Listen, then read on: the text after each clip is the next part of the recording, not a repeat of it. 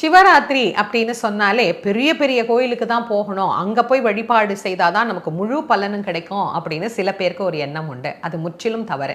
ஒரு சின்ன கோயில் பார்க்கறதுக்கு ஆளே கிடையாது, ஒரே ஒரு சிவலிங்கம் மட்டும்தான் இருக்கு, அந்த கோயிலுக்கு போய் வழிபாடு செய்யறதுக்கு கூட ஆள் இல்லைன்ற நிலைமையில ஒரு கோயில் இருந்தாலும் சிவராத்திரி அன்று கண்டிப்பா அந்த கோவிலுக்கு நீங்க போய் வழிபாடு செய்து ஒரு சின்ன அபிஷேகம், என்ன முடியுதோ பால் பழம் என்ன கிடைக்குதோ அதை வச்சு நாம அபிஷேகம் பண்ணி வழிபட்டால் கூட அநேகமான நன்மைகள் நமக்கு கண்டிப்பாக கிடைக்கும். கோவில்ல சின்னது பெருசு அப்படிங்கிற வித்தியாசம் எல்லாம் கிடையாது.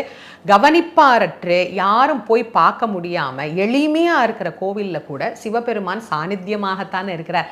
சுவாமி ஒண்ணுதான், அவர் எங்கும் நீக்கமர ஒரே போலதான் நிறைந்திருக்கிறார். அதனால நீங்க ஒரு சின்ன கோயிலா இருந்தாலும் அங்க போய் இந்த சிவராத்திரி அன்னைக்கு முழு நேரமும் வழிபாடு செய்து பாருங்க. மனசுக்கு எவ்வளவு